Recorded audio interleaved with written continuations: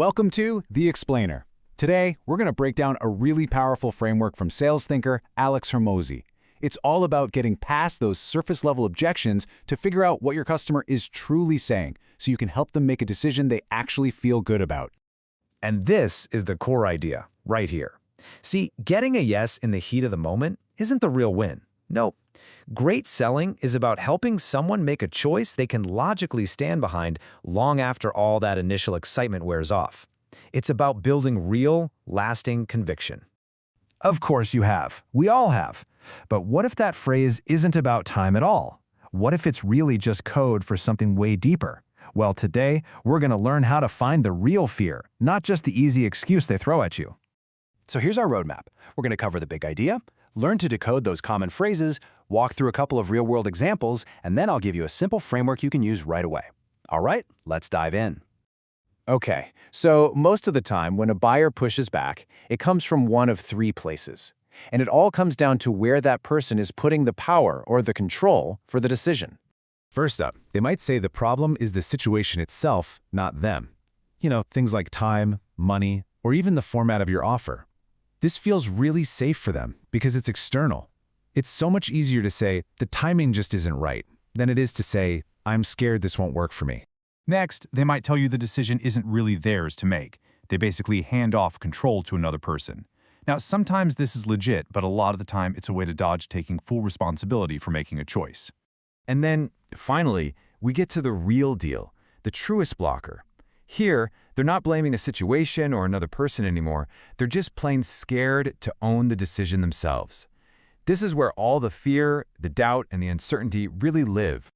All right, now let's connect this framework to the 5 objections you probably hear every single day. This is where the theory gets super practical. Okay, so look at this. This is basically a translator. It takes these common phrases and shows you exactly where the buyer is putting the power. So I don't have time and I can't afford it. Those are about external circumstances. I need to ask my spouse shifts that power to someone else. And that huge one, I need to think about it. That is almost always about the self. It's about their own unresolved fear. A buyer might start by saying they don't have the time. But if you poke a little, you might find they're actually worried about what their spouse will say. And if you dig even deeper, underneath that is the real fear. I'm scared I'm just going to fail again. Your job is to follow that breadcrumb trail from the surface-level excuse all the way to the real internal blocker. Let's see how this works in the real world. We're going to walk through an example. Let's say you're selling an AI product that automates getting leads for small business vendors. So a potential customer says this to you. Now, on the surface, this sounds like a pretty simple fit objection.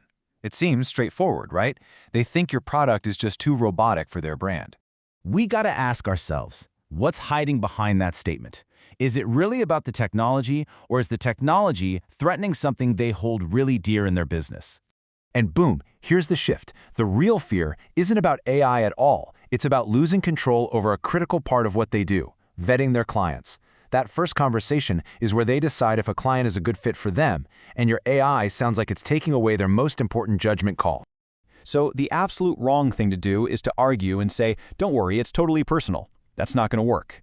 The right move is to ask a clarifying question, like this one. Which parts of that first interaction absolutely must stay human for you? A question like that gets them talking, it gets them to define what's truly important, and then you can see if your tool can work within those lines. Let's move on to our second case study. This one deals with a really common and pretty complex objection: trust and risk, especially when it comes to new tech. Oof, this is a tough one, because it's actually 2 objections smashed into one. First, they're saying they don't need it. And second, there's a deep-seated lack of trust in the technology, specifically around data privacy. So when you unpack it, yeah, the stated issue is trusting AI. But the deeper fear, it's about making a really bad business decision. I mean, nobody wants to be the person who causes a data leak or picks a risky tool that ends up wrecking their reputation. It's about not looking like a fool. And again, our gut instinct is to get defensive and say, actually, our AI is super safe. But that's just starting an argument. Instead, you've got to clarify the specific fear with a question like the one you see here.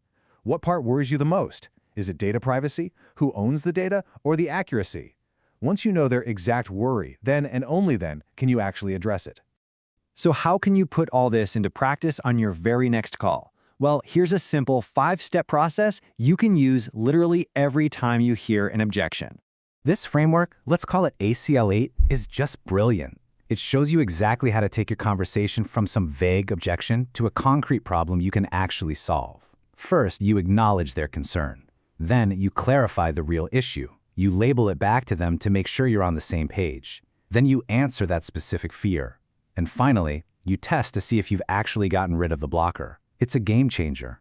And this, right here, is the biggest takeaway. You have to stop fighting the surface excuses. Start playing detective and diagnosing the real hesitation.